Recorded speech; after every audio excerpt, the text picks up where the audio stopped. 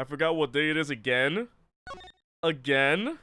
Did I keep forgetting everything. That's one thing everybody has to know about me. I forget everything. Alright, so what happened last time? We're in court. I think. I think we are. Okay. So where exactly does this leave us, Apollo? Well, the Drew Misham who was killed wasn't Drew Misham the forger, basically. Hello, Papa, how you doing? Huh? Well then, who was he? Well, he was actually Vera Misham. You're at work on lunch? Wait, at lunch? What time is it for ya? Doing her nails. Pepper's at work on lunch, painting nails. So you really made those forgeries? 5, your shift is 2 to 11. What a lunch. Hello, Dolusa, how you doing? Yes, for father. I know, it was wrong. Could you tell us how it happened? My father was a painter. I loved painting ever since I was a child. One day, father saw it in me. He saw that I had the talent. The talent? For making forgeries? How should I say it? It was not only paintings I made. Given the materials, I could make anything. So, Vera is he's a humanoid 3D printer. She can make anything. You want a cube? It's real. You want the Infinity Stones? Boom, real. You want this green screen to go down? Nope, she can't make that real. Anything? Anything I draw is real. Father was so proud and I so happy. She can make Minecrafty real, Minecrafty. But in the end, I was making those forgeries. I've never had a good constitution nor personality. I know very little of the world outside my door. Now, because of me, father is... Can she make banana behind you real? She can turn banana into an actual banana. Banana? Plantain. But yes, how's the audio to everybody? Is the audio a-okay? Do you know about this red envelope? I remember that envelope. It was some time ago. So you were already, you were already creating your works back then? Audio's fantastic. Thank you, everybody. Appreciate it. I started when I was only 12 years... Wow. So at 12 years old, she was already making forgeries, while at 12, I was trying. A lot. For the lulz. So the one who figured out the stamp was poison, that was... Mr. Justice, it's time. To the courtroom, please. Right. Out of time. Wait, Vera, just one more thing, please. Those 3 paintings in the studio. I painted those as part of my work. Right. See, we checked them out and we saw what was underneath. We saw the rough sketches underneath the 3 finished paintings of the previous cases. How does she know? I see. Mr. Justice. Yes? Father, he knew of you. Of both of you. Those are scary paintings? Pepper, come on. It just explains the truth. It is really scary when you realize that someone's been painting what you've been doing ever since the game started. Like, I knew what Apollo Justice was doing. I know exactly. Here's a painting of him sleeping in his bed. Where'd you get that? Your late father? He was watching, gathering info all about the Wright and Co. law offices. But lately, we're not doing just law. Yes, you do tricks, gags to amuse, and play piano. Well, they're not really gags. Yet when father heard you had resumed the legal business, how pleased he was. Oh, Firebrand playing Persona 5 Royal? Fantastic. How far did you get? Who was Mr. Misham? How am I supposed to know? What if he was Daddy's daddy? Judging from the relative ages involved, I'd say it's highly unlikely that he cannot be Phoenix's father. Imagine like, oh yeah, Phoenix's father's dead, like, okay. Not important, I guess. The man who made the lawyer we knew. Things are already confusing enough with all these daddies running around. So many daddies. We know that the victim's daughter Vera was the forger. What does this mean for the case? Guess we're about to find out. What about the daddies? Where are the daddies? So many daddies! Wouldn't that then make Vera and Phoenix related?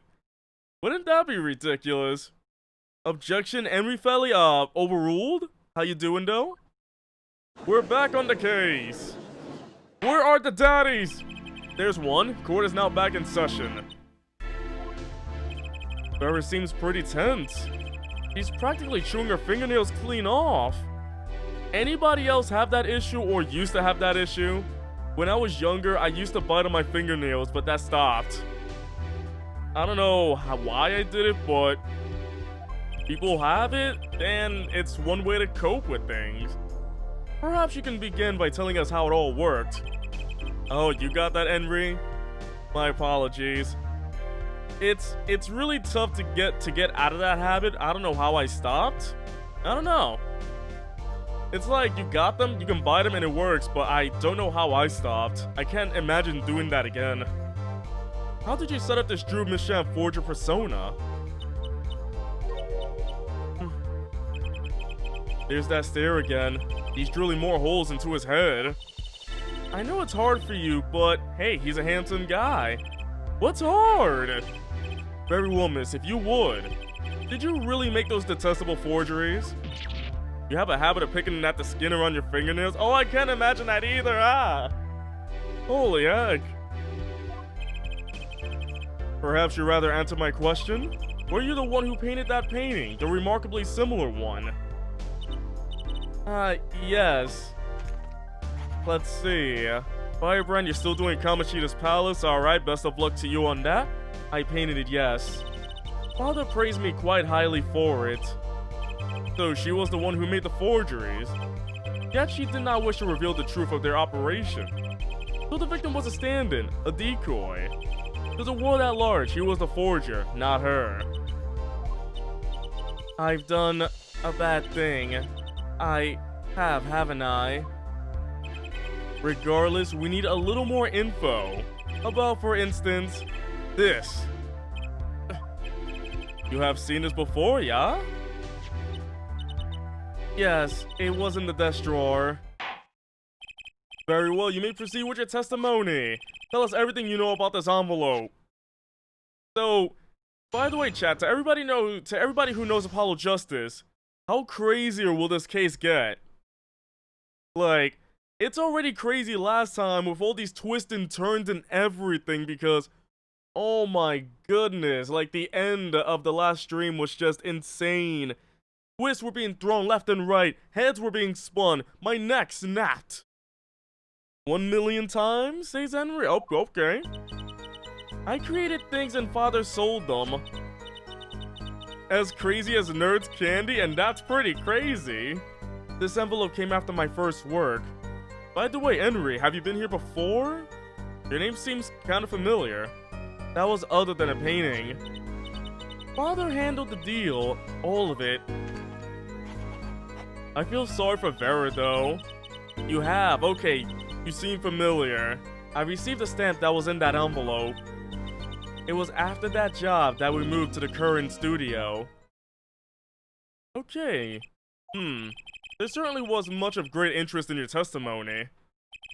Not that the witness realizes it. Very well, please begin the cross-examination. Right, okay. I need more info about this forger. This Drew Misham. Oh boy, let's do it. Let's see what we can find from this. I created things and Father sold them. Everything that was in the opening cutscene of the case will make sense once you get far enough in. Ooh, okay. So these things you were making, you mean paintings identical to other paintings, right? The closer they were, the happier father was. I was happy too. Still, you're quite young now. When did you begin this work? My first painting sold when I was 12. 12 though, 12! Your Honor, she had no idea what she was doing. Easy there, little attorney. You're not here to defend her for the crime of forgery. True. Please, tell us more about this envelope. This envelope that may very well have killed your father. Alright. Did she care about her? Wait, she did care about her father, but she doesn't seem that kind of broken.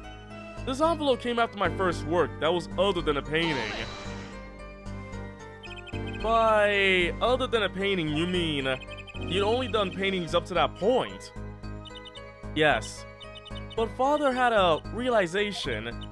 He noticed my talent extended to making things other than paintings. Like money. For instance, a letter someone had written. Or a fingerprint left upon a cup. Or a signature on a document, a seal upon a letter. None of this makes it sound very innocent at all. Holy heck. And the 100K promised in this letter was the start. The beginning of a new industry from Drew Misham. A new industry? The creation of items to be used in criminal proceedings. Oh, forging evidence. Wait, so if Vera is the forger, could anything I have be forged? I'm really scared how this is gonna go. I feel like we're gonna have forged evidence. It's gonna do something crazy. Uh-oh. Father handled the deal, all of it. So you didn't know how the things you were making were being used. Getting insane. I enjoy painting very much. It turns out all my evidence is forged, even my badge, even me, I'm forged. Oh man, I'm so glad that somebody can finally realize that I've been forged this whole time, see? I'm fake. I'm actually just a 3D model, I'm just CGI. I think I understand. The Fraulein has lived in an unusual little world. Can you tell us what happened to the papers that were in this envelope? Apollo never existed, I'm playing a forged game. The Capcom that made this game is forged. Capcom is forged. All the games they made were forged. The consoles were forged. You're not playing a console, you're playing illegal content. Father signed them and sent them back, I believe. Did he follow the instructions? Send in the enclosed envelope with the enclosed stamp. The universe is forged. Dolus, do not say that. Do not say that. You'll break the immersion. You're going to break the simulation. If the simulation is destroyed, we're all destroyed. Do not break the simulation! Everything's alright, simulation. It's alright. Just know we're all in the world of Sims 55, okay? I know we're up to Sims 4, but people in the future playing Sims 55 and we're the people playing it right now. This is a rather important matter. Give your answer some thought. I don't know why we're getting like really deep with like simulations. I received a stamp that was in that envelope. Ah, Shalom. What do you mean you received it? Draw? I wish I can draw as well as she did, like and all that's drawn. Did I do something wrong? You didn't use that stamp because it was dangerous, correct? Deadly poison on the back! Atroquinine! A moment here, forehead. You can't force an answer upon the witness. Now then, perhaps, you would tell me, Fraulein Vera? Why did you receive this stamp? Is something wrong? Damn, it was beautiful. So, you know the little frame that had like the poison on it? So, she didn't put it on the frame because it was poisoned. She put it away because it was beautiful. So neither her or her father died because of a beautiful stamp. Ah, you mean it was one of those commemorative stamps? Are you kidding me? Yes, I think it was. So, you didn't know about The poison? The...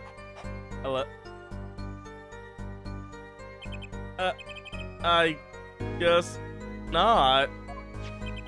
So the trap failed by chance, by mistake, thanks to this commemorative stamp. Alright, next time get boring stamps. Quite the close call.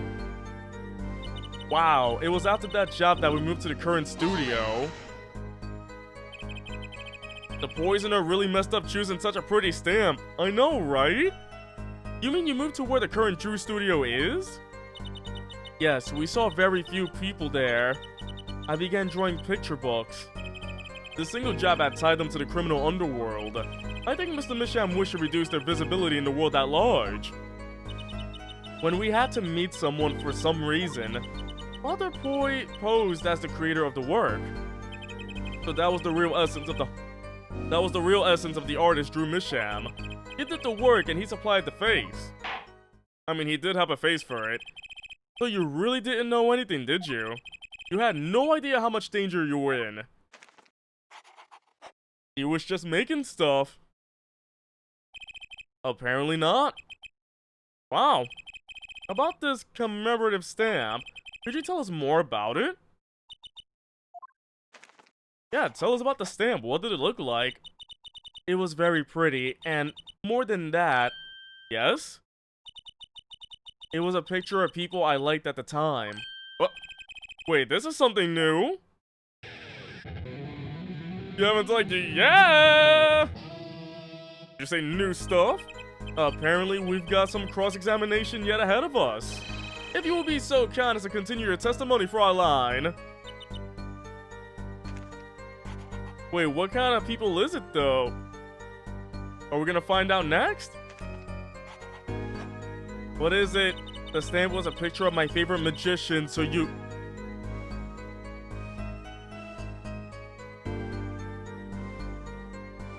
Your favorite magicians? Magicians? I love mysterious things, I always have.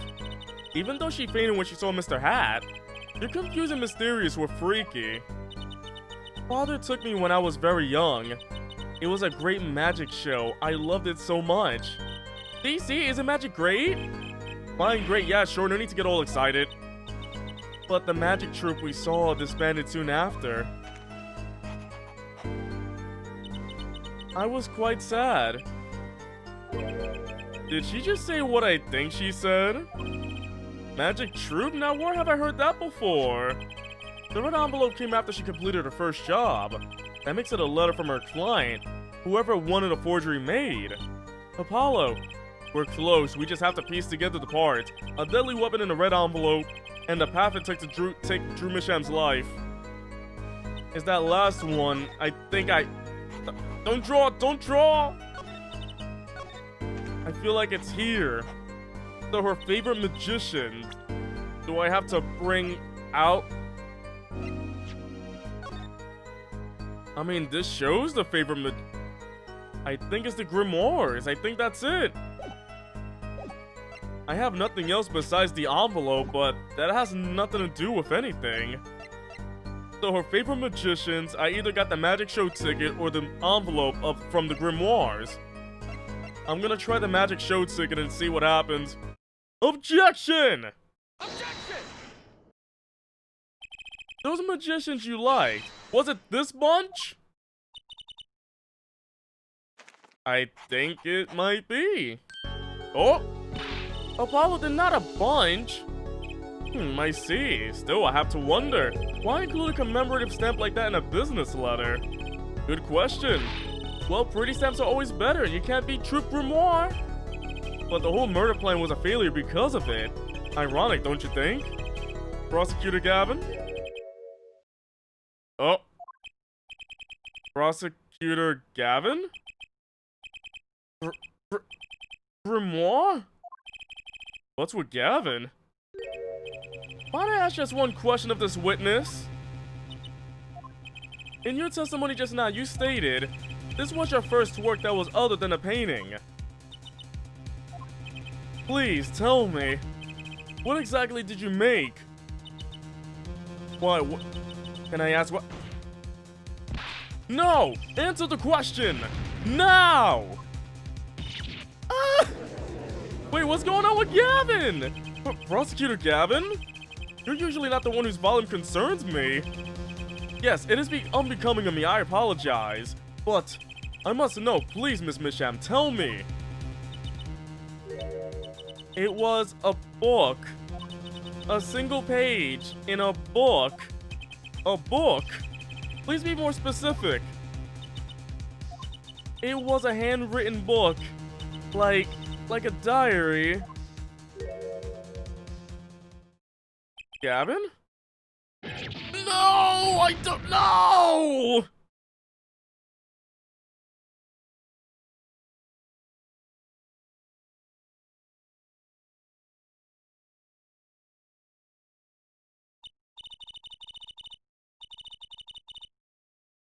Holy heck, something's going on here. By the way, hey Alex Gamer, what's going on? What's wrong with Prosecutor Gavin? He looks like he just saw a ghost. Miss Misham, this book. Was there a picture of a silk hat on the back cover, yes or no? How did you know? Objection! Prosecutor Gavin, the defendant is answering all of your questions. Stop badgering her. He's told you nothing, has he? Your soiled, sully mentor, nothing? The lead, who? Phoenix Wright, who else? Daddy? He never told you about the trial 7 years ago? About how he came to lose his attorney badge? It was a certain piece of evidence that decided... You mean... he lost his badge due to...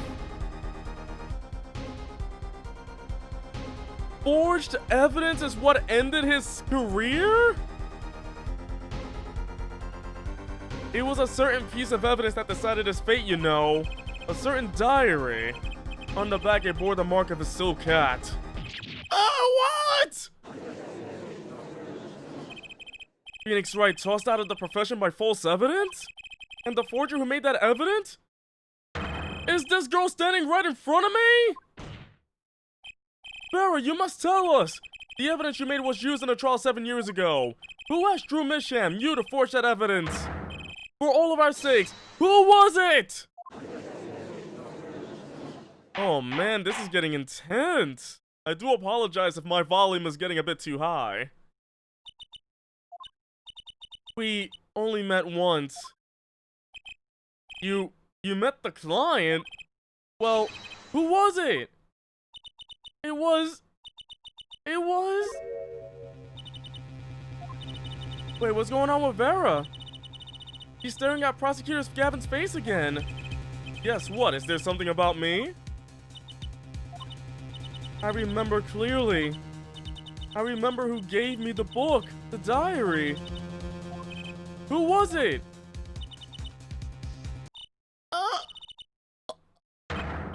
Vera!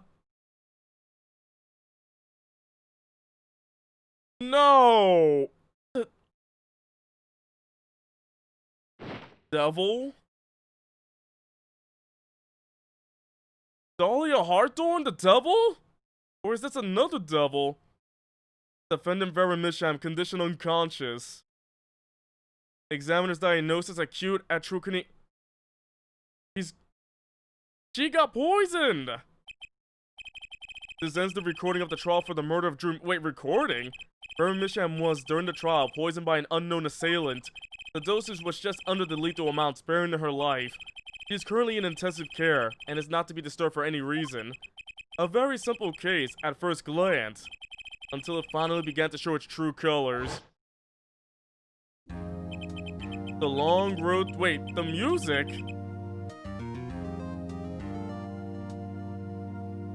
It's from... It's the original Phoenix Wright music! Hey Josh, how you doing? The long road to the truth takes us to the record of another trial. Hey Danny. It's Phoenix! In some ways, that was the starting point of it all. Wait. Is that young Gavin? And that is where we must go. Baby Trucy? To find the whole truth. Wait, are we going back 7 years? What is going on? And that is the end of the stream. Thank you for watching. I'm kidding. Let's move on. Imagine I just ended it here. Showdown time. Wait, the episode started again? I lost. It's only a game of poker. A game I've played for a long time. And only lost twice. Who was the first? Hey, Joker. The man I killed, of course. That Phoenix 7 years ago? It seems I found the partner I've been looking for all along. Over a game of cards? Why, yes, over a game of cards. I've never seen Phoenix that serious before. That was how we first met. 7 years ago. Wait, are we... No! No freaking way! Are we actually playing as Phoenix Wright right now? Wait, Wait, what's going... Are we...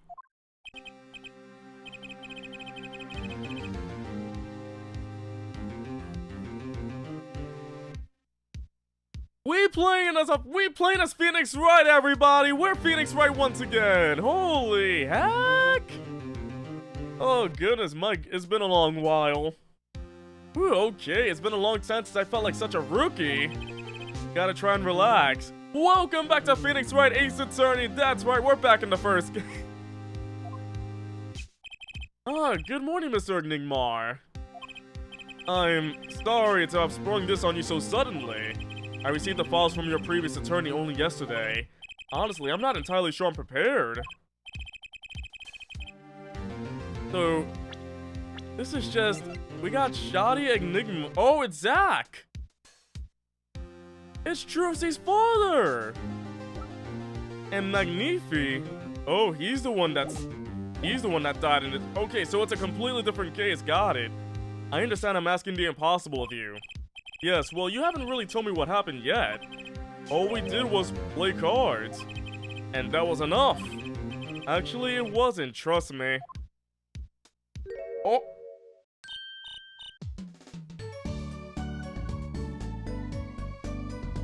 Someone please call 911. My heart just exploded.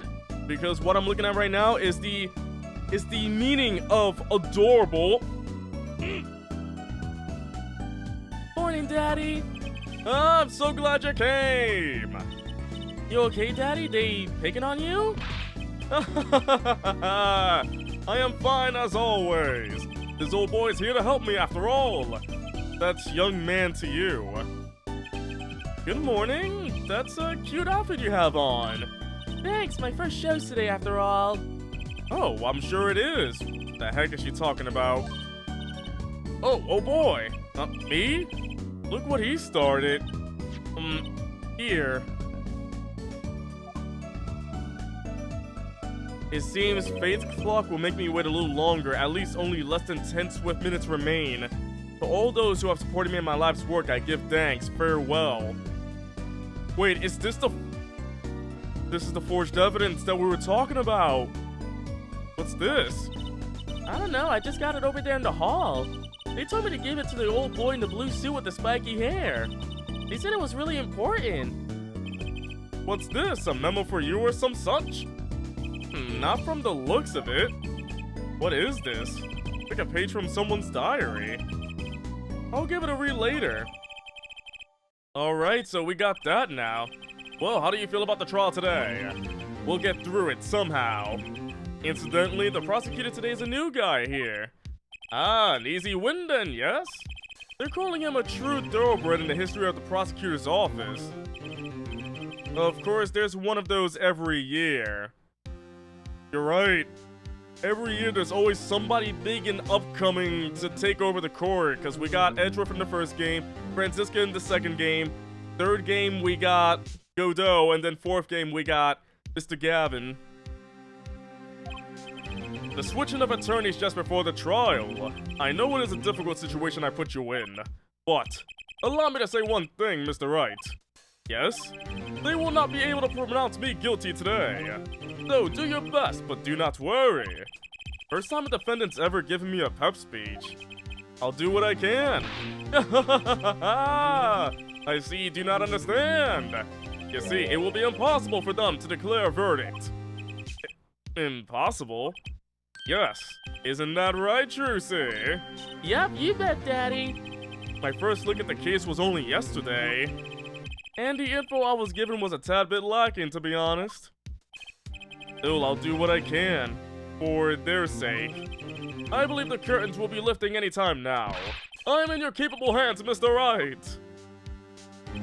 My client is Shadi Enigmar, known to the world as Zack Grimoire, a wildly popular magician, star of Troupe Grimoire. His mentor, Magnifique Grimoire, was a rare breed of magician. He single-handedly ushered in the golden age of stage magic, until he was shot dead. Not magically, of course. And Zack Grimoire is the suspect. I can't believe it. We're about to have a court case with Phoenix once again. Let's do it. Court time. I see Phoenix. There's Phoenix. And we're listening to original Ace Attorney music. This is all from the first game, the music. Court is now in session for the trial of Shadi Enigmar. Why did Phoenix look short? Is it me, or does the new, like, court art style doesn't match with old Phoenix art style? He looks really short. The defense is ready, Your Honor. Is the prosecution ready? I was just thinking, is this what all the fuss is about? Bit of a buzzkill, really. Buzzkill? Is this some kind of new crime? One of the worst. This is a trial, yeah? Where are the sweaty palms, the pounding hearts? A Gavinus Council's got 10 times the dough this gig's got. Ooh, were you again? Clavia Gavin. I came to get the party started. Legally, yeah?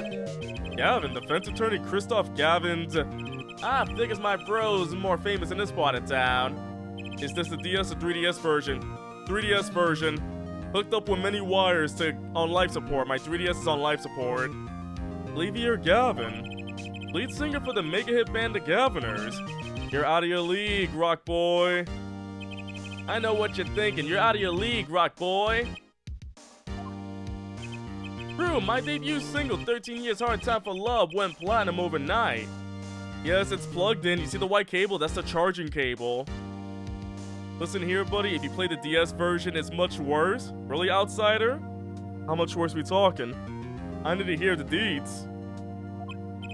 But that's just a hobby to me compared to this, yeah? Talkative, aren't ya? I like your effective Euro rock accent, by the way. So he is talking with an accent. I'm just getting warmed up here, attorney, right? This is insane. Perhaps you would be so kind as to fill us on this case. Chung, baby, time to call on the opening act. What was his name again? Yes, Detective Gumshoe! It's Gumshoe! Oh my goodness, I haven't seen him in forever! Oh my goodness, the big boy's back! Imagine everyone using the DS character design and Phoenix using his Game Boy design. They're pixel different. I gotta see that later on. And you all? Hey, you were the one who called me up here, sir. Name's Dick Gumshoe. I'm a homicide detective down at the precinct. Detective Gumshoe, long time no see, long time no see, long time no see. Hey, you! Me? Today's the day, pal. Today I win and you lose. I got confidence in my testimony today, see? What, you normally lack confidence in your testimony? Hey, detective, this is my stage, Candy Antics. Huh? All this hey you win and such? And I could care less about your history together. So how many times will Gumshoe's salary be cut this time? If Edgeworth can cut it, I think Gavin can do it too. Very well, Gumshoe, if you would. Please tell us about the case at hand. It happened 6 days back in a room at the General Hospital. Also, it might be because of the new art style, but the colors on right and Gumshoe look kinda faded. The facts are as simple as they come. Here's the crime scene. Wait, why does the clown have a bullet hole in the head? Somebody shot the clown! The victim was a patient asleep in a hospital bed. The killer comes in, puts a pistol in his to his forehead, and bam, lights out. Man. They got the clown and the entire circus. Thumbs the facts. Not so long ago, the victim Magnifique Grimoire was a famous man. He had the entire country under his magical spell, as it were. Ah, yes, the great magician. He retired years ago, though. Say the name Magnifique to one of my generation, and you'd be lucky to get a blank stare. Yes, though I'm sure the youngsters today know his disciples even better. I dare say Troupe Grimoire has made quite a name for themselves. Anyhow, the retired Magnifique's been in the hospital for the last year. What was it? A mall ignorant tutor or something? Doing something to his liver, I think? Yeah. A malignant tumor, perhaps? The clown shot itself to awaken his persona. In other words, he had liver cancer. He had only 3 months left to live, in fact. Alright, gotcha. The facts do seem simple enough, but something's not right. The victim was already climbing a 3-month stairway to heaven. Hey, Relic, you came here just in time for liver cancer. Why not wait for him to knock on heaven's door? Why shoot him? I wouldn't have put it quite so lyrically, but it's true. Why make the effort to commit murder when the victim was about to die? Incidentally, the victim had a serious case of diabetes. Diabetes? In fact, he was about to shoot up with insulin. When he was shot with a pistol, the syringe was found at the crime scene. Chronic diabetes and cancer. As much as it pains me to say it, the victim was clearly at the end of his life. You'll just lurk because you want to get spoiled on anything. Oh, this Phoenix, right? Hey, really? When'd you get here, Relic? I believe the question before us is clear then. By the way, to everybody watching right now, after Apollo Justice, I will get to the next game. But the next game I will play, that was created by Who Made Phoenix Right, I'm gonna play Ghost Trick next. Ghost Trick will be the next game. I believe the question before us is clear then. Why did the killer have to shoot this dying man? What reason could he have had? Very well, detective. Perhaps you can enlighten us as to the circumstances of the shooting. I mean, do people want to see Ghost Trick, or do you want me to move on to the next game? What do you think, chat? Yes, sir. I'm good to move to either one. Alright, testimony with Gumshoe again. Actually, the victim kinda ordered the defendant to do him in. A few days before it happened, the victim sent a letter ordering his own murder. The defendant did what was asked of him, and shot the old man in the forehead. Oh yeah, I see the hole in the forehead. The bullet was fired from the pistol found at the scene, no doubt about it. And the pistol definitely belonged to the old man, sir. Ghost Trick is really fun, Ghost, but the gameplay's a whole lot different. Okay. What? You're saying the victim ordered his own shooting? Those are the facts. I have here the letter in question. Also, I do hope you like my very, very, very fake Gavin voice. I gotta read the letter. Very unusual indeed. Let's see. To my beloved student Zach, to you I entrust the task of lowering my life's curtain. Come on the 13th, 11:05 p.m. I will ready a gun with which you will shoot. One shot. Square in the forehead. You cannot refuse, and we both know the reason why. Gavin voices gold? Good or gold? Because I'm good with either one. Although, could such a thing as a letter really cause one to pull a trigger, I wonder? I believe the answer to that question can be found at the end of the letter. You cannot refuse, and we both know the reason why. Gumshoe, can you explain this to the court? Unfortunately, even the defendant won't say a peep about that bit, sir. One thing bothers me about this. Why didn't he just say 11? Why have him come at 11:05 without some specific reason? I mean, if he asked Zach to shoot him, it's alright, isn't it? I mean, CV, if I say somebody come over here and turn off my stream, would somebody do that? I think somebody would. The devil's in the details, attorney. I believe you're his voice in a cutscene in the next game, and they don't even bother with the accent. I'm doing very work. Wait, they don't give him the accent in the next game? But he's supposed to have an accent. He goes, objection! Well, what? Was there some reason? As it turns out, there was. Every night for a half hour, starting at 11, the victim, Magnifique Grimoire, was given an IV. An IV? It stands for 4. There it is in the picture off to the side of the bed. At 11, a doctor will come to set up the IV. 30 minutes later, he will come back for the empty bag. This happened every night without fail. So that was the only time they could meet without the chance of an untimely interruption. McDonald during his IV. Somebody got McDonald. Very well, shall we begin? Mr. Wright, your cross-examination if you would. What's this reason he couldn't refuse, I wonder? He could have at least mentioned it to me. Holy heck, it's really weird going to Phoenix again. Like, let me tell you, it is weird. Actually, the victim kind of ordered the defendant to do him in.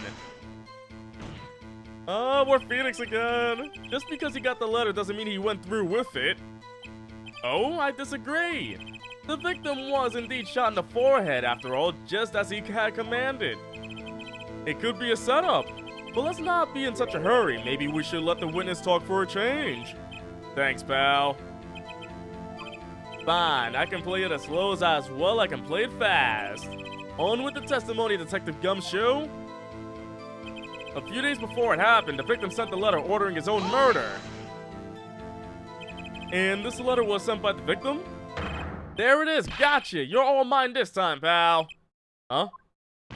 I had the handwriting checked out, of course. It's the victim's, no mistake. Oh, I see. Ha ha ha ha! Score 1 for the boys! I didn't lose, I was just ascertaining the facts. So why am I so annoyed? For the letter ordering your own death? Things aren't what they used to be, I guess. I'm not sure this is exactly commonplace even now, Your Honor. So anyway, guess I'll keep going while I'm ahead. The defendant did what was asked of him and shot the old man in the forehead. How can you be so sure? Hey, you gotta learn to stop relying on people to do your thinking for you, pal. Learn to think for yourself. Get that noggin cranking. You failed to grasp the concept of questioning, Detective. First, we got this letter. It says shoot in the forehead, loud and clear. I can see that, but I still wouldn't do it. Well, maybe you need to grow yourself a backbone, pal. You failed to grasp the concept of shooting people is bad, Detective. We also found the defendant's pistol at the scene. Traces of gunpowder residue shows that it had been fired recently. Well, Mr. Wright? As far as I can tell from looking at this photo, there seems to be no issue with the prosecution's claim. The photo, maybe there's something in there I can use. So they're saying the defendant shot the victim in the forehead? Oh, I think there's a hole in the prosecution's argument. Clearly, Mr. Enigmar... He shot the clown. I'm gonna say he shot something else. Oh yeah, Firebrand, it is the golden gun from 007. Oh man, I remember the GoldenEye and the N64. Don't play odd jobs, he's too short, you can't shoot him. Looking at this photo, another possibility occurs to me. Yes? What does the letter tell us? That the defendant had a reason he couldn't refuse his teacher wishes. Bingo, pal. That's why the defendant popped him one in the forehead. Oh, the defense disagrees. You see, the defendant had another choice he could make. Objection! Whoever knew he had the same objection voice for 7 years. What, and you can prove that with this photo? I can prove he had a choice, yes. The defendant might have fired like he was ordered, but he didn't shoot the victim's forehead. Well, let's hear what you're thinking, Mr. Wright. If he didn't shoot the victim's forehead, what did the defendant shoot? He shot the clown in the forehead. Take that! He really did not like the clown. The clown doll? Take a closer look, see? It's been shot in the forehead too. There's a hole in its forehead. Yes, and a hole in the prosecution's claim. Objection! Ah, and I suppose you have a reason as to why he shoot the clown doll? He didn't just shoot the doll, he shot the doll's forehead. His forehead? Ah! Let's read the orders once more, shall we? You will shoot one shot square in the forehead. Which is exactly what he did. He shot the clown doll square in the forehead. The defense has raised an intriguing possibility. That hole in the clown's forehead. It definitely looks like it was shot. Bailiff, send someone to investigate this matter. I admit, I'm impressed, but I expected nothing less. Still, this doesn't mean he didn't shoot the victim. Perhaps he did have to shoot a forehead, as ordered. But the letter says nothing about whose forehead. So, this whole talk about foreheads and whatnot, is that the reason why he calls Apollo Air Forehead? Like, oh, this talk about foreheads, and Apollo's forehead, he's got a forehead. This was the only way he had to follow his orders without taking a life. The bullet hole in the clown doll's forehead does demand an explanation. It might very well be a clue. Yeah, Prosecutor Gavin is right. It alone does not prove the defendant's innocent. You cannot say for sure the defendant didn't shoot the victim. So sorry, Mr. Wright. How sad it is to see the mighty fall. How sad it is to see the novice is overconfident. He doesn't realize just how big this little hole is going to get.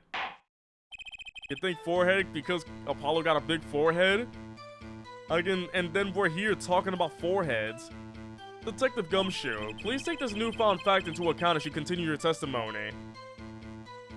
So what if he shot the clown? He still shot the victim, pal? So let me get this straight. You're saying my client first shot the clown, then shot the victim? Hey, not a bad summary, pal. More of a confirmation than a summary, but whatever. Hold on, when can I get the gun? That was really more of a confirmation than a summary, but our defense attorney seems pleased enough with himself. Do these people ever miss a chance to mock me? Well, now that Mr. Wright's gotten that out of his system, shall we continue with the testimony?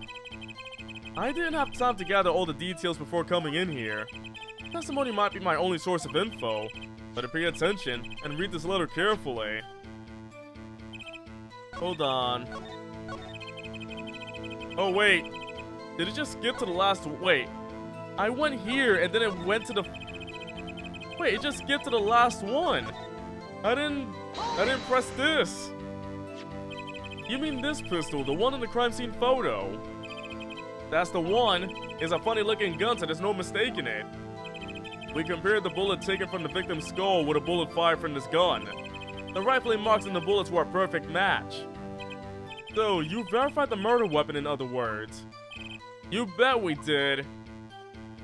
And the pistol definitely belonged to the old man, sir. Why are you so certain?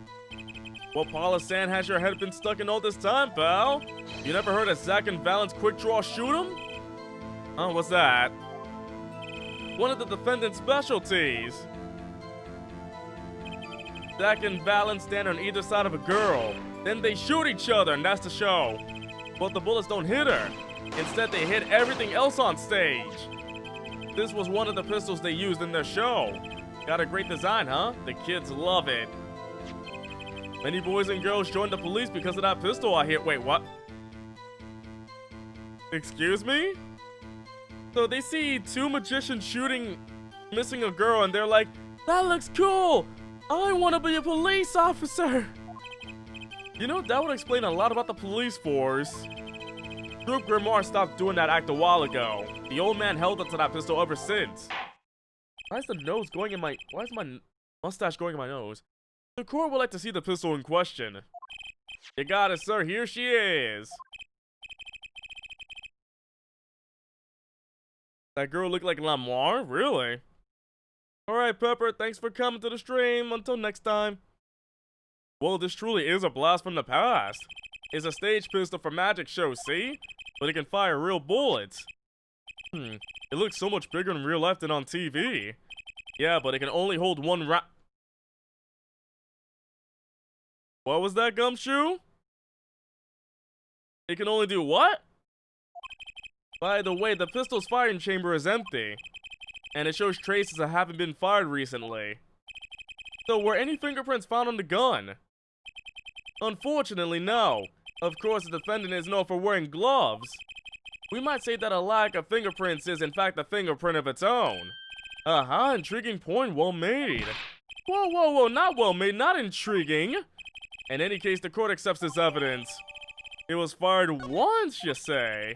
My grandchild will get a kick of seeing this. But now it's time to return to our testimony. The judge is like, I'm gonna take this gun and show it to my child. What do you mean if you shot the clown and still shot the victim? If the gun only fires once, then you wrong, buddy. Objection. Objection!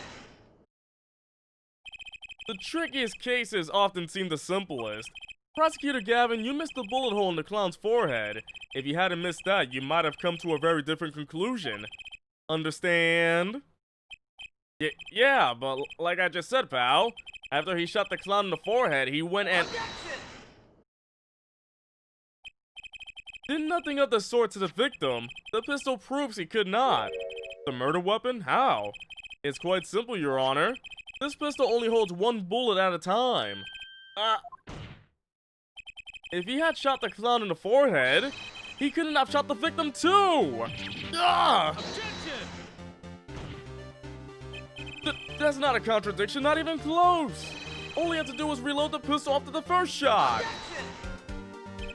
Oh, where did he get the extra bullet? They're not so easy to come by, you know. If you claim the defendant had one ready, then prove to us how he got it! Ugh. I had a feeling this wasn't over yet. No, this party's just getting started. And I haven't proved anything yet beyond my good looks and startling record sales. An utter lack of humility? Oh, what's this? It seems that the prosecution has another witness prepared. Like I said, a detective was just a warm-up act. Now that the audience has gotten a taste of what's to come, they're ready. Ready for what? For my decisive witness, of course. A witness who, you will find, can prove one thing for us. That it was Zach Remar who shot the victim in the forehead. Very well. We will pause for a 15-minute recess. This might be my lucky break. I'll need that 15 minutes to talk to my client, Zach. Court is adjourned. Holy heck, things are just getting crazy between Phoenix and first-time prosecutor Gavin Boy. Gavin Boy, that's what we'll call him, Gavin Boy. Alright, back here at the lobby. Decisive evidence, a decisive witness, what else could there be required? Oh look, a guidebook to how to finish this game! Phoenix, no! Very impressive, Mr. Rat. I have to say, I expected nothing less. We've only just begun. I was hoping you could tell me a bit more about what happened, actually. I did not think you would believe me if I told you. Better that you discover the truth for yourself. I was thinking of you, you know? I think we need less thinking and more talking. That night in the hospital, what really happened? Ah, the way your eyes gleam, Mr. Right. You're scared Trucy. Speaking of which, where is she? You have seen the problem yourself, the letter. The one shot in the forehead one, right? Yes. And the reason he speaks of. I could not deny my mentor's wishes, even if it meant my own death. Why not? This is something I will not say, for now at least. What's this for now business? I have done many things in my life, some well, some poorly. But this is a cross we must bear alone to our graves. We? You wanted to know about the night of the incident? Finally, this guy sure likes to take his time getting to the important stuff. Of course, I had no intention of shooting my mentor. I snuck into his room that night at the appointed time. And found there, upon his bedside table, two pistols? So there's two pistols now? So it's like, yeah, no, not two bullets, two pistols. Who brings two pistols to the table? How do you get them in? Yes, the one I had used on stage. And the one that has been used by my partner, Valent. Oh, for the Zack and Valent's quick draw thing? My mentor had the look of one sleeping. I stood by his bedside, hearing only the light sound of his breathing. Then I took the pistol into my hand. I cannot deny that my resolve faltered then for a moment. You faltered? You mean you thought about shooting him? Recall there was a reason I could not refuse his request. His last such request, though not his first. So there were other requests you couldn't refuse before? To be honest, I have not always been steadfast, and I fear I brought pain upon Trucy.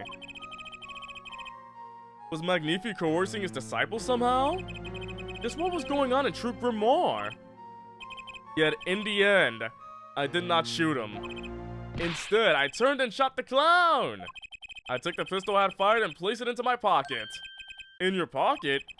I believe if you examine the bullet in the clown's head, you will find it to be different than the one in my mentor. What were those called? Rifling marks. Yes, well, that is all I have to tell you concerning the case. Concerning the case? You mean, there's something else you can tell me? You are a fascinating man, Mr. Wright. Thanks? Yes, there is something. My mentor, his eyes opened. What? Magnifi Grimoire? The old devil, he was not asleep, you see. I mean, who still falls asleep when you shoot a gun? Of course, the gunshot would have woken him anyway. And there we had our last discussion as mentor and pupil. Oh yeah, look, he shot the clown. It was not a long discussion, maybe 5-10 minutes or so. What did you talk about? Mr. Wright, did I not just tell ya? It does not concern this case. That Grimoire, he seems pretty steadfast to me. Or maybe just stubborn. Mr. Wright, your presence is requested in the courtroom. Once again, I am in your hands. Right, let's get back in there. Alright, so all these twists and turns, and he was awake this whole time, and a bullet go boom. Court is now back in session. During our recess, a bullet was found in and dug out from the clown's head. Well, this is news, and the rifling marks? There wasn't time to do a detailed analysis, though they did find the weapon type matches the murder weapon. Well, that's not very conclusive, is it? Which is why I'm about to call my very decisive witness. Your decisive witness? How many times have I heard those words? 1, 2, 3, 4, 5, 6. If I say any more, it'll break the game. Though they often turn out to be far less decisive than you think. Oh, don't worry on my account. I'm quite confident this witness will do the job. After all, he is intimately acquainted with the players in our little production, being the other half of the Troop Grimoire's famous duo, Zack and Valent. Valent Grimoire? Oh, we get to meet the great Magnifi's other disciple. Whoa, you looked very young. Perhaps we'll start by asking your name and occupation. Valent Grimoire, magician. And you're the decisive witness, are ya? You can prove your fellow student your partner's guilt? Fate, the grand illusion, filled with traps and tricks. Wait, the shooting took place in that hospital after 11 o'clock that night. If you're a witness, does that mean you were there that late? If one were to deduce this logically, the conclusion is yes. Okay, I always get the characters, don't I? I have an interesting fact for you. You see, several days before the crime, my witness received this. That looks very familiar. Wait, that's the same letter Zack Grimoire received. Yeah, so perhaps I should say, ta-da! The Grimoire theme is so great, I know I like it, it's so good. Look at his stance! Order, order, order! And what does it say? Surely not the same thing. Perhaps you should see for yourself. Wait, it's the same letter, but the time is different. It's not 11:05, it's 11:20. Why, it's practically the same. The court accepts this into evidence. Okay, so two letters, but similar, but with different times. This is most unusual. Exactly what was going on with you folks? What exactly was your troop Grimoire up to? By which you mean? I'm just having trouble envisioning a man who would ask his students to kill him. Both of them, no less. It's just my opinion here, Judge. But from these letters, I'd say he was coercing them, not asking them. We walk the magician's path together, and in so doing, share much of our lives. When people are so close, they're restrained. A warping of relations, you might say. Yet this has nothing to do with the case at hand. By which you mean you're not going to tell us. Which makes me wonder even more about this reason they couldn't refuse. Well, let's get on with the testimony for starters. The defendant Zack Grimoire stands accused. Tell us why. Oh, I'll do more than that. But where he walks, the red roses rise, sing. But where he walks, the red roses rise singing hymns to the miracle that is magic. Fascinating. So I hardly need to remind you that the evidence could just as clearly point to you as the suspect. The letter, the murder weapon, and now the 2 bullets found at the scene. In fact, the only difference seems to be the designated time. As every magician knows, timing is everything. Yes. And now it's time to get this party fired up. Hold on, I need a drink of water.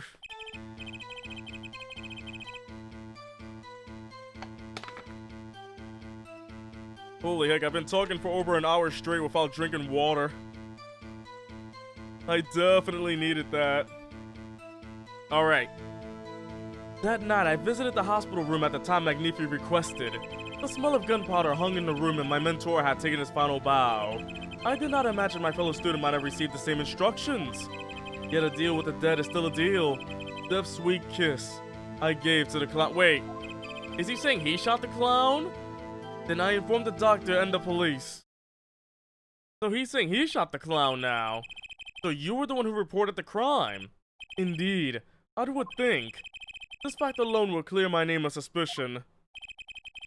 Let's not jump to any conclusions. Yes, the cross-examination generally comes before the conclusions in this court. But if your testimony proves to be true, then the defendant Zack Grimoire is guilty. And if it wasn't Zack Grimoire, then the killer was you, Valent. Alright, I'll stretch. And no disappearing act will get you out of that. Alright, let's do it. Night of the crime. I'm getting tangled up in my headphones. That night, I visited the hospital room at the time Magnifi requested. Which, according to the letter, was 11:20 p.m.? Indeed. In magic, timing is everything. Right. Consider the illusion of teleportation. If I were to appear on stage before my stunt double has left, how would that look? Why, it would reveal the very secrets of my magic. Now that you revealed the very secrets of your magic for all of us, let's move on. You went at the designated time, and what did you see? The smell of gunpowder hung in the room, and my mentor had taken his final bow. So, you weren't worried for your own safety at all. I mean, you smelled gunpowder, yes? What if the shooter was still nearby? I did not consider this, to be honest. It is forbidden for a magician to have a good imagination. Really? Isn't magic all about illusions and imagination? How about this? You were the shooter, which is why you weren't afraid. Now you're the one imagining. It is forbidden for a lawyer to have a good imagination. The witness will refrain from pausing so suspiciously before respond. My forbidden imagination is starting to imagine things. And then he does it again. I did not imagine my fellow student might have received the same instructions. Which brings us back to this reason neither of you could refuse. So it does, and my partner, he did not refuse. But Magnifi wrote the same thing to you. Why could you refuse if Zack couldn't? Because I have a will of steel, of course. I also do this trick where I bend steel bars, so perhaps steel isn't all that strong. So which is it? Mind if I continue? Imagine imagining the imagination. Imagine all the people. Yet a deal with the dead is still a deal. Death's sweet kiss, I gave it to the clown. There were 2 bullet holes at the scene, one in the victim and one in the clown. You're saying the one who shot the clown was you? Alright, see you, outsider. No doubt my partner Zach has said much the same thing. Yeah, because whoever didn't shoot the clown committed murder. I better dig around here a bit more and see what I turn up. Mr. Valen, let me ask you something else concerning the crime scene. Namely... Okay, so location there on the table, the bullet, only 1 round. So, number? How many pistols were there when you entered the room? By what you mean, what precisely? 2 pistols were used in the Zach and Valen quick draw shooting, correct? 1 for each of you. You are well informed, Jet. Only one of my old friends sat in the hospital room that night. What did Zach tell me back in the lobby? Of course, I had no intention of shooting my mentor. I snuck into his room that night at the appointed time, and found there upon his bedside table 2 pistols. I took the pistol I had fired and placed it into my pocket. I see no problem with that statement. Only 1 pistol is visible in the photograph of the crime scene after all. So you picked up that pistol and fired it. Indeed I did. Alakazam. Alakazing. Alakaboom. Is the number of pistols really so important? Yeah, let's say that. The number of pistols is quite important, Your Honor. Very well. Please add this detail to your testimony. What can I do but obey? Why must I give him this voice? I am Valent. Yes. Only 1 pistol was in the hospital room that night. With it, I shot the clown. Wait. No. No, because remember, rifling marks, the one that was shot from the gun that Zach took and put in his pocket is the one that has the clown. The rifling mark shows all. So I'm gonna present this though. No. Fires 1 real bullet. The other pistol Zach has, this is the pistol in the hospital room. With the only pistol there was, this pistol that was the only pistol left shot the victim. He said he shot the clown with the lone pistol. Liar! Objection! Objection! Objection! Thank you. According to the defendant Zach Grimoire, when he entered the room, there were 2 pistols on that table. 2? One of those pistols he used to shoot the clown in the forehead, then he left within his pocket. Of course, this is what he would say. Unlike the hapless clown, we must assume our defendant has some brains in his head. Well, what about what Mr. Valen has told us? You see, there's something about his testimony that doesn't make sense. What might that be? I told you I took the pistol that was there and shot the clown. That's your story, at least. But the rifling marks tell a very different story, Mr. Valent. Recall what Gavin told us. We compared the bullet taken from the victim's skull with a bullet fired from this gun. The rifling marks on the bullets were a perfect match. Mr.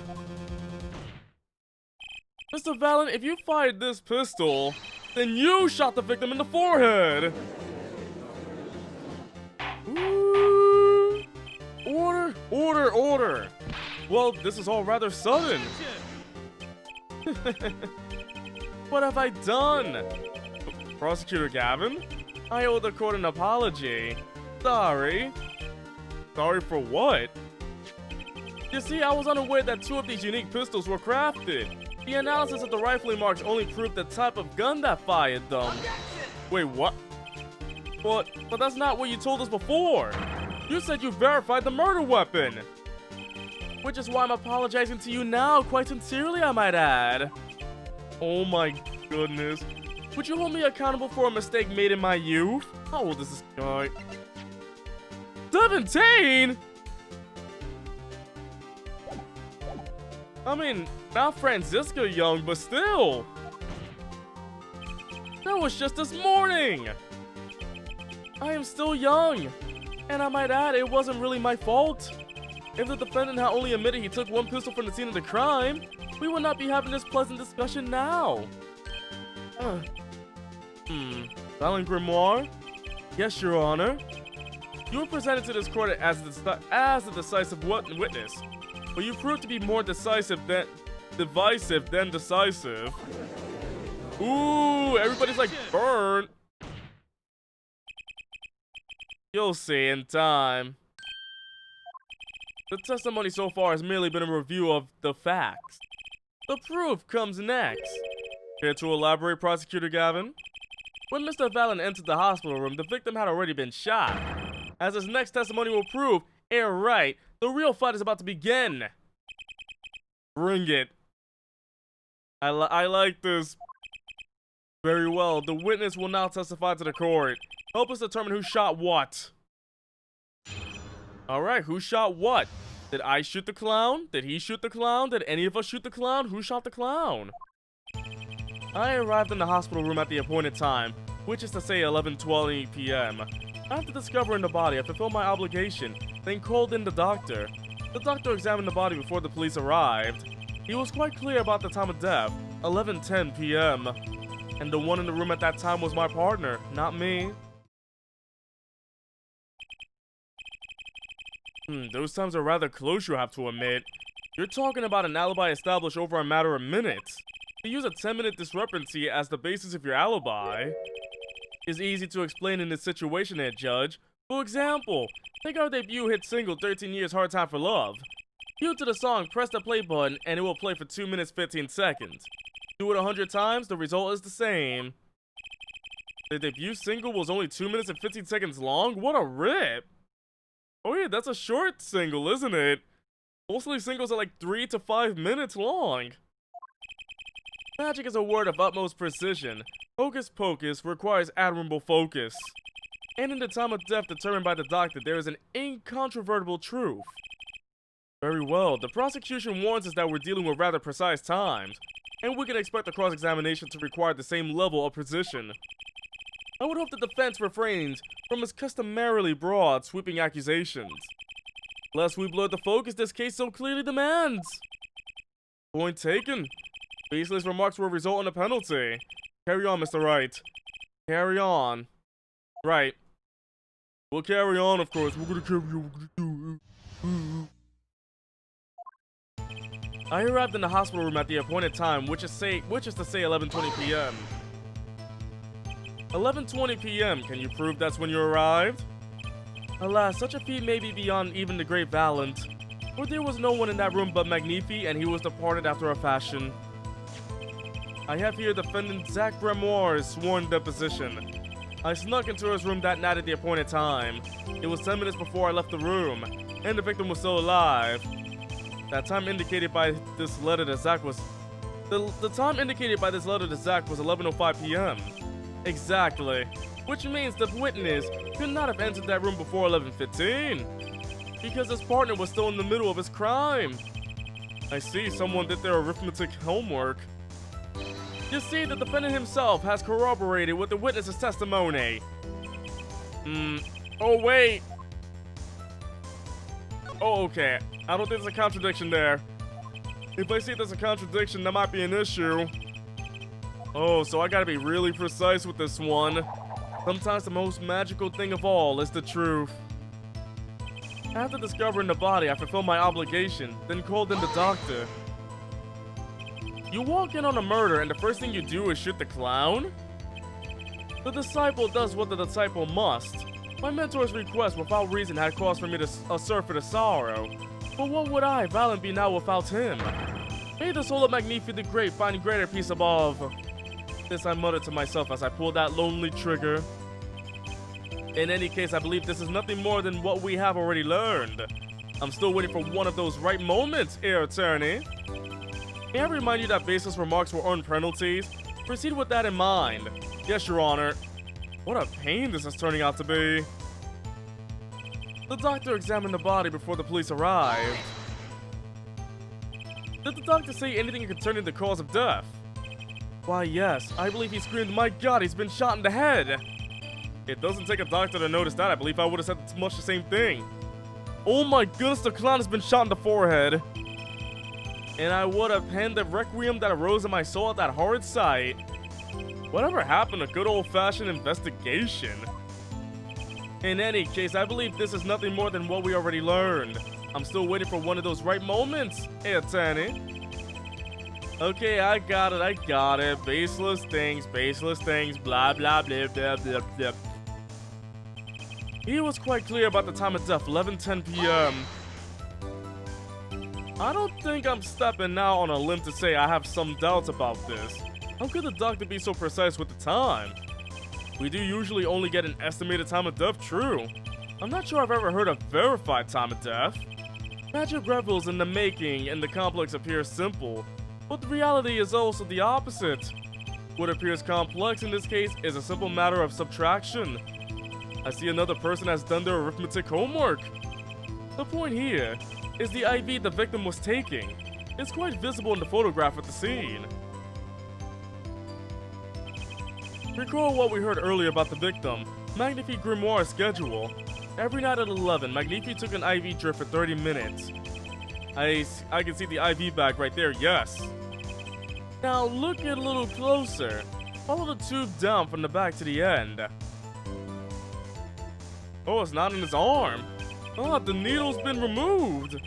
Doubtlessly, it fell out when he was shot. That would seem to be the case. When the needle comes out, the IV no longer drips. Ah, you could just measure the remaining IV liquid. Precisely. The IV liquid functions for our purposes as an hourglass of sorts. This is how the doctor determined the time of death. From the amount remaining in the bag, it was determined that the IV has stopped 10 minutes after administration began. Okay, so now we got the IV report. And so it was when I, Valen, entered that room.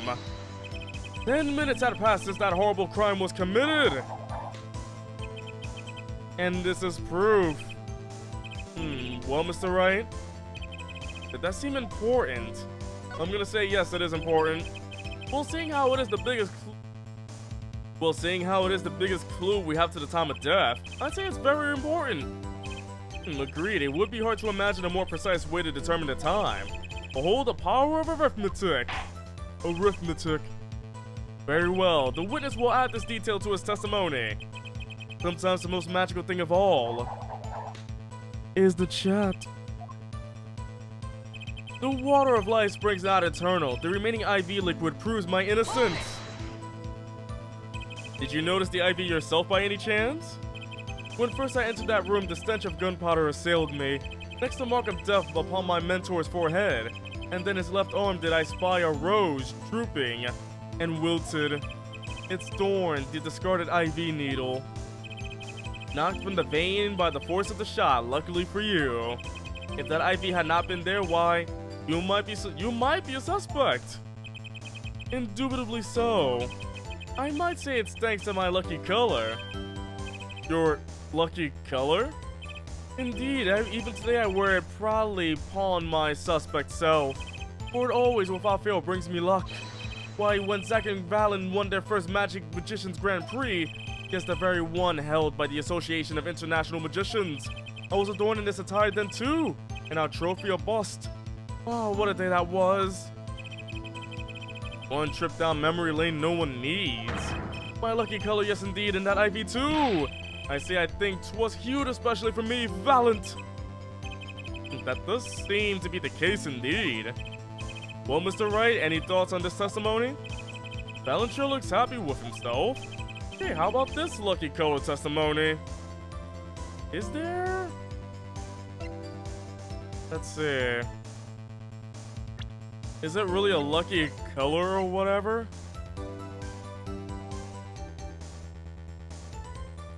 Physical, not magical. That's. Let's see, because we got the IV report then. Then the lucky color. Maybe there's something in my evidence that I can see. Oh! Oh! Hey Charlie, how's it going with you and the others?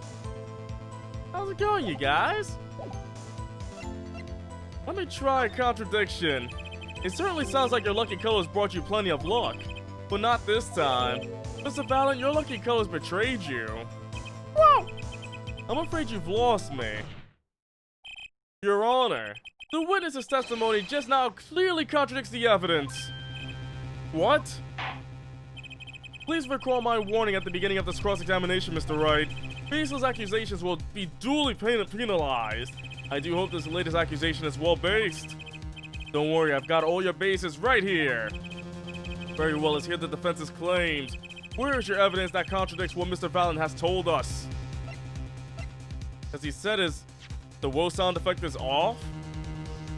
I think it's off for right now. I don't know why. I gotta check why it's off, Joker. Hello, Kay. How you doing? I hope you're doing alright. As he says about his lucky color, yet it's like it could be unlucky because the gun is yellow and he's yellow, or that his lucky color is the IV bag came out. So, I think it might be the photo itself. I think it might be this. Because it either be the gun or the IV bag. Take that! Take that, please. Take that! Thank you. The crime scene tells all, Your Honor. The photo of the crime scene? All this talk of color has me yearning for black and white, clear-cut simplicity. Tell us it right. Just where's the contradiction in this photo? My pleasure. And I assure you, it's quite simple. But I can't promise anything in black and white. Let's hear what Mr. Wright has to say. What in this photo contradicts the witness's testimony? I think it might be the gun or the bag itself. Because he says yellow is his lucky color, yet what about a color that's not so unlucky? I'll try the IV bag. Valen Grimoire, let's get one thing straight about your lucky color. It's yellow, yes? Kind of takes the mystery out of it, but yes. Something wrong with yellow, Mr. Wright? Yes, there is. Decisively wrong, in fact. Take another look at the photo of the crime scene. What's this? Confusion? Doubt? Tell us, what do your elderly eyes spy? Even my elderly eyes can see a problem here, Mr. Valen. Look at that IV bag. What is this? What? Oh, it would be hard to call the IV liquid yellow. Firebrand, alright, see ya. Bye-bye, what? I'm afraid no magic was involved in the taking of this photograph. Look at no! Ooh, bunnies. Pigeons! Judge, can you get the pigeons to fly into your face? Oh! Order! What does this mean? Isn't in a blue bag, though? This is some kind of mistake! If it was yellow, it would appear green, wouldn't it? I think we're about to find out. Yes, Prosecutor Gavin, your witness is a mistake. The greener they are, the harder they fall. I suppose there's no substitute for experience. Valen Grimoire, as you reminded us several times, your lucky color is yellow, but the IV is clearly not. This contradiction can only mean one thing. Oh. And to think, you almost had me. Huh? I see your true colors now, Ace Attorney Phoenix. He said the name! He said the name! Something you'd like to tell us, Prosecutor Gavin? As far as this court can tell, the witness's testimony does contradict the evidence. Yes, a contradiction. One that I should be pleased to hand right back to Mr. Wright. How do you mean? How? Because the witness has made no mistakes. I agree at a glance the IV liquid does appear a sort of greenish yellow, but I assure you the liquid itself is quite yellow. Yellow liquid? How can you say that? As far as I can tell from this photo, it's green. Yes, but what color is the IV bag itself? The bag? You mean the plastic bag on the hook? It looks like, I want to say light blue? Precisely. Figured it out yet? Put a yellow liquid in a blue bag and you get green. Green, how about this, incidentally, is the liquid's true color. I see. Your explanation does have the ring of truth with it.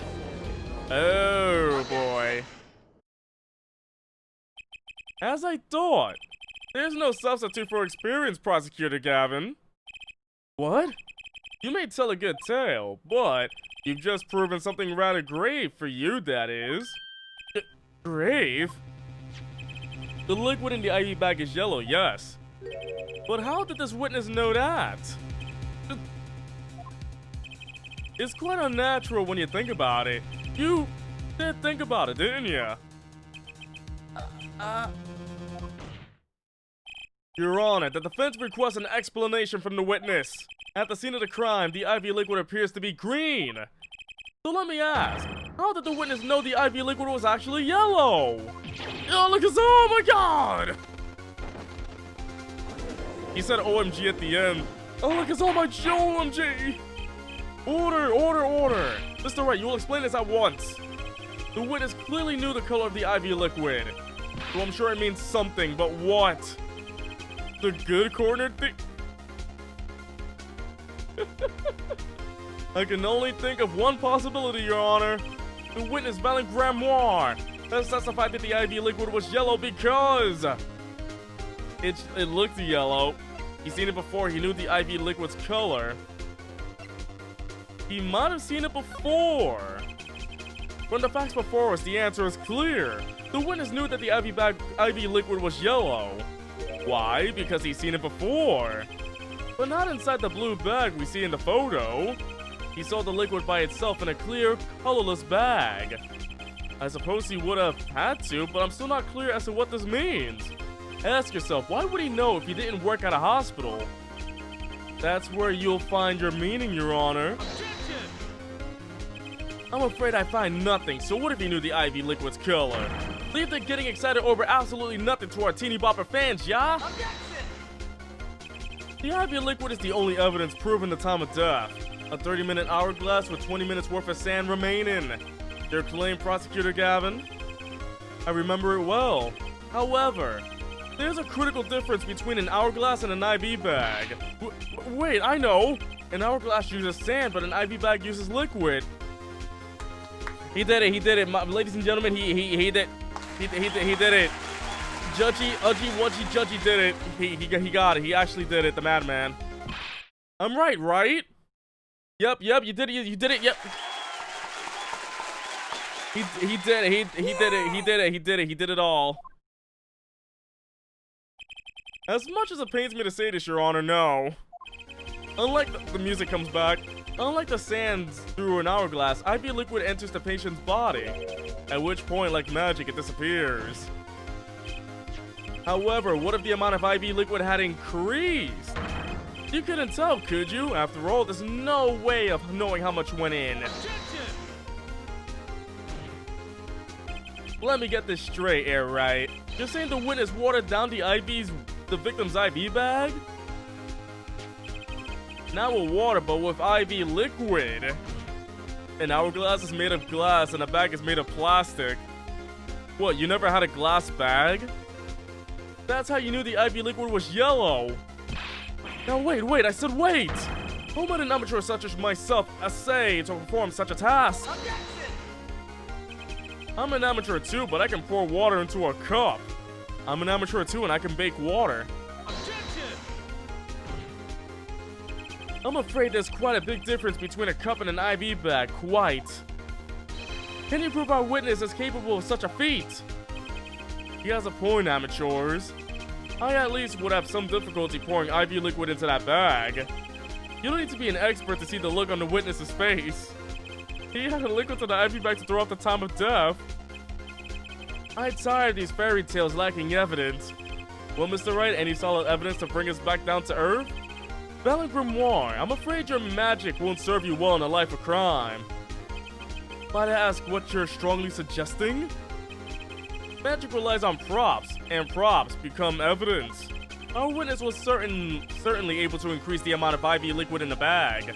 All he had to do was work a little magic, and the prop was a syringe. It shows no sign of use and has been washed, but how else would you transfer liquid besides a syringe? Needle. Take that. Take that. Take that. Thank you. The victim's syringe is the perfect prop for the magically increasing IV trick, and easy enough for an amateur to use. What kind of evidence is that? The syringe was clean, not a trace of liquid in it. Objection! And don't you find that odd, Prosecutor Gavin? What? The victim had the syringe to administer his insulin shots. There should have been traces of insulin left inside. Well, Villain Grimoire? As you pointed out yourself, the IV liquid makes the perfect clock. One that you can manipulate at will! Look! Oh, look us all! How many pigeons and how many doves and rabbits does he have in his hat? They keep coming out every time, just like rabbits and birds all over the court. I do believe, well, with this being his first, that the burden of this trial has been a bit too much to bear for Prosecutor Gavin. I'm afraid that while there is a doubt as to the amount of IV liquid in that bag, the time of death cannot be proven. And that brings our trial to a close for today. Well, maybe I can squeeze an extra day out of this. I can do a little much needed investigation work. I see there are no objections. Court is Oh boy. Truly, there's no substitute for experience. Nothing blinds one to the truth so effectively. A word to the wise, underestimate the young and they'll sweep your feet out from under ya in a way you never ever expected. You see, I know exactly what you're thinking. What's he talking about? You say the witness used the syringe to manipulate the level of the IV liquid, but there is no proof. There's no proof he didn't do it either. Yes, quite true. Huh, he's admitting it? Nor was this witness quite as decisive as I hoped. This I admit, after all, why linger in the past when the future holds so much? You have something in mind, Prosecutor Gavin? Prove it, Judge. I have another way to prove my case. With evidence, and no less. What's this? This is the victim Magnifique Grimoire's Oh. This is when the diary comes into play? Diary? After going into the hospital, Magnifique began writing his memoirs, it seems. The story of his birth, his startling debut, and of meeting his disciples. It seems he intended for the last chapter to end quite appropriately with his death. Wait, that book doesn't say what the reason was, does it? The reason why his disciples couldn't refuse his last request? Sadly, it does not. What's important here is on the last page. Apparently, the victim wrote in his journal that night, even after the IV had begun at 11 p.m. Let's read it, shall we? Tonight's IV is in, maybe the last. I leave the rest to them, the first should come soon. This journal may end here or it may go on, but not long. This depends on his hand. All that is left to mine is... This does appear to have been written just before his death. All that is left to mine is to lay down his pen. The court accepts this into evidence. Wait, the page. The forged page. Read the very last part with particular care. This journal may end here or it may go on, but not long. That depends on his hand. Of course, by his. He refers to our defendant, Zach Grimoire. That would make sense, yes. He was the first scheduled visitor after all. But look at what he said before that. This journal may end here or it may go on. It may go on. Magnifique Grimoire intended to write again. That is, if Zach Grimoire didn't pull the trigger. I see the defense understands the meaning of this. The victim's diary does not go on. It ends. Because Magnifique's life was brought to an end by the defendant Zach Grimoire. Order! Order! Order! Prosecutor Gavin, are you certain that Magnifique Grimoire wrote this? There is no mistake in his handwriting. Well, this does seem to be significant. According to this, Magnifique did intend to continue his diary. Yet if his diary ended here, which plainly it did, then the one who pulled the trigger was the first visitor, Zach Grimoire. Well, how do you like me now, here, right? Still too green for your taste, Hold on, let me go check that diary again. Is it the same page again? I hope it's the same. Yep, this is the diary that was talked about before we switched over to Phoenix. There's the logo on the back and everything. Oh boy. Oh, can I open it or something? What is that text? This is the last page. The diary ends here. Oh, what's this? It looks like a page was ripped out? Well, now, isn't that interesting? What was that text? Did you read that? Like you can barely read it. He's right about the diary being pretty clear. Still, I find it hard to believe that he overlooked such an obvious problem with his precious evidence. Well, Mr. Wright, the witness's testimony we heard was lacking, but put together with this evidence, it seems quite sufficient for a case. If the diary is accepted like this, the trial's over. Maybe it's time for me to show them something. What if I got to, don't I? Otherwise the case is over. I'm left with no choice but to show my own evidence. What? You have some evidence that overturns this diary? It's not too late to rethink this and avoid more embarrassment. Very well, please show us your evidence, Mr. Wright. Incidentally, don't even think of showing us this diary I've shown to court.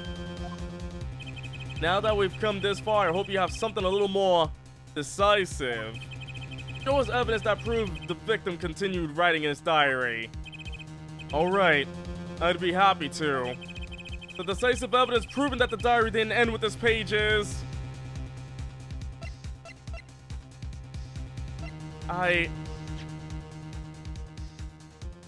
After knowing what it really is, did we really... Why? Take that. Take that. Will you freak? Okay, don't take it then. Okay, doesn't want to take it. Doesn't want to take it then. Take the piece of paper. Take that. Take that. Wow. First, take a close look at this diary. Note that a page has been clearly ripped out. What's this? I hadn't noticed that at all. How come nobody notices when a page has been ripped out? That's why we're still here talking about this. As it just so happens, I have here what I believe to be the missing page. Oh look, I don't believe it! Looking at this page, it's hard to imagine that the first visitor that night shot Magnifique Grimoire. That's the defense's position. Wait, let me see that.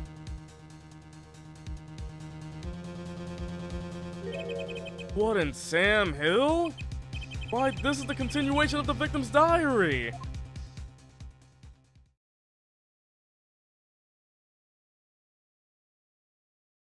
This is gonna hurt. This is gonna hurt a lot.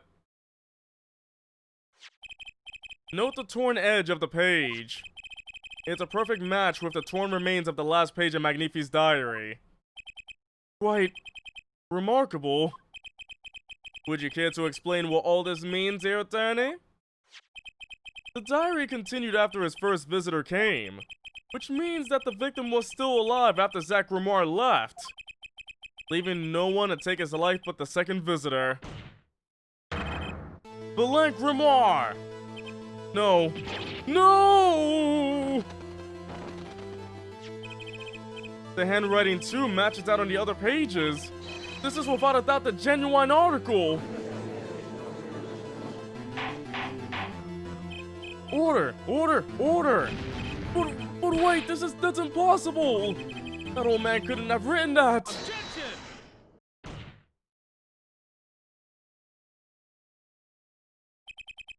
Finally. You just couldn't resist, could you, Air Wright? Resist what? Presenting solid evidence? Air Judge? Yes, Prosecutor Gavin? Might I request we put the current cross-examination on hold? The prosecution would like to call a new witness. But Prosecutor Gavin, this evidence overturns the current witnesses. I ask only to put it on hold. Please, my new witness has a very, very important piece of testimony to give. 5 minutes, no more. I promise. Your Honor. Well, if you put it that way, Mr. Wright, what's your take on this? Well, Your Honor, judging from his enthusiasm, we'll have to hear this new testimony sooner or later anyway. So it might as well be sooner. Then, though this is highly irregular, we will put the current cross-examination on hold. The witness may step down. Now, Prosecutor Gavin, please bring the surprise witness to the courtroom. I had a bad feeling just then. That ripped out page was too obvious. He must have known. And I should have known it was a bad sign all around. Oh.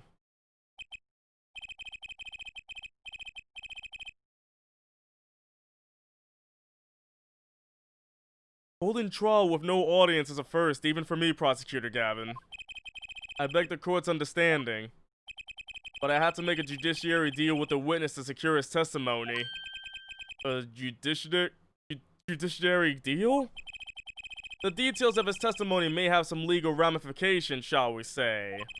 I thought it best to contain the info to this room. Very well, and you are the witness, I gather? Yes, sir. State your name and occupation for the record. My name's Drew Misham. I'm a painter. A painter, and you are somehow related to this case? No, well, not per se. I have one simple question for this witness. Mr. Misham, was it? Do you know what this is? Oh, yeah, I know it well. How's that possible? Have you seen this diary page somewhere before? Oh, yeah, I mean, I made it. You... what? You made it? Yes, you might call it one of my works. The prosecutor's office received a tip-off yesterday. Illegal evidence has been prepared for the trial of Zach Grimoire. Illegal evidence? I initiated an investigation and found this witness. A painter to the world at large, Drew Misham has another side, you might say. He is skilled in making perfect reproductions of certain things. Forgeries, in other words. Forgeries? Well, so we are to understand that this page here is a fake, prepared by a certain defense attorney. Objection! Hold it! I didn't prepare this evidence! Objection! Ah, the attorney speaks. Something about this page, I presume? But what is he saying? It makes no sense. After all, it was you who presented this evidence to us, Phoenix Wright! Witness, Mr. Misham, was it? Who requested this forgery? Who was your client? That... I don't know. What? Most of my clients prefer to remain anonymous, even to me. I make the items they want and receive my payment. That's the extent of my contact with them. Objection! What? There's no proof this is a fake. It's a fake. Huh? To avoid just this sort of problem, I always put a special mark on my works. I can say without a doubt, this is mine.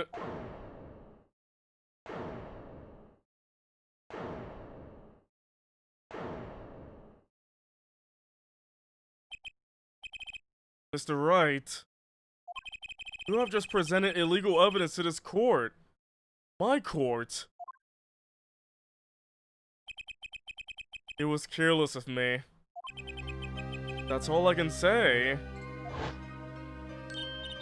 Oh, old boy. Here. What's this? I don't know. I just got it over there in the hall. They told me to give it to the old boy in the blue suit with the spiky hair. They said it was really important. It was all a trap. A fatal trap. Mr. Wright? Yes. Do you have an explanation for yourself?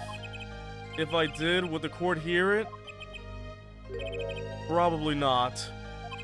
Forging evidence is a serious crime, and presenting it in court a serious mistake. A fatal mistake for an attorney. Fatal, too, perhaps, for your client, I fear. Tell me, what kind of defendant relies on forged evidence? The answer is quite clear. A guilty one! Objection! Your Honor, wait! I understand that presenting forged evidence in court is a serious crime, but you cannot hold my client responsible for actions I undertook as an individual! I'm sorry, Mr. Wright. Your Honor? Another close call, I dare say. If the prosecutor's office hadn't received that hot tip, everything would have gone the way you wanted it to. Yeah? I even gave you a chance. Too bad you decided not to think before embarrassing yourself. I see no need for further discussion on this matter. Special witness dismissed.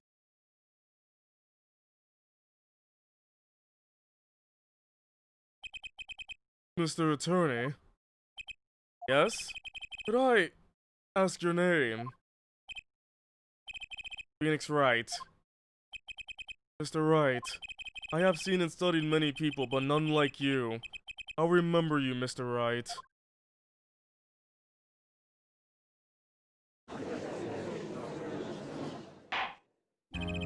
Though I deeply regret having to clear a verdict in this way, this trial is over. You have the right to find a new attorney and make an appeal. However, this court must... Your Honor! Yes, Mr. Zack? There is one thing I wish to make clear. Today, in this courtroom, you cannot declare me guilty. It is impossible. I'm afraid the defendant is quite mistaken. The judge just goes like this? No. I most certainly have the authority to declare a verdict on you. Except, tell me, how do you plan on announcing your verdict when your defendant does not exist? Wait, what? Doesn't exist? What are you talking about? I am talking about this! Wait, he disappeared? Mr. Enigmar! The defendant's escaped! Find him quick! Bailiff, close all exits from the building! On the double, you must not be allowed to escape! He just booked it! That day in that courtroom, a miracle occurred. The defendant, Shadi Enigmar, aka Zack Remar, did not just escape from court. He literally, unbelievably, vanished. Right before the bailiff's eyes. No one ever saw him again. Not since that day. This is the Grimoire miracle!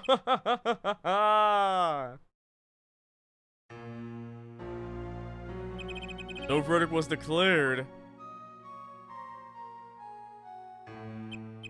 After all, the defendant didn't exist. That's how it happened. The Trolla magician Zack Remar vanished, along with him for all eternity. The mysteries that remained behind were all solved, however, but not until 7 years later. So it's all coming together. To be continued next time. I hope you all enjoyed the stream. That was just insane. I can't believe that's what happened, though. Literally one of the worst things that could happen in this game, but holy heck, was it freaking emotional. I was about to cry. But I hope you all enjoyed yourselves. Thank you all for coming to the stream, and I hope you enjoyed what was shown and whatnot. Is somebody... Oh yeah, let's go raid my friend Lana. We're gonna go raid Lana, so let's go do that. I need to rest up. Start the raid. Is the raid showing up or not? Because the raid is not showing up for me. I want to do a raid, but for some reason... Okay, it's not. Well, we will continue on more... Okay, apparently I cannot raid somebody. Can I do this instead? There. Oh, there we go. Alright, so thank you all for coming. I'll be back on Friday, so until next time, adios everybody. Bye-bye.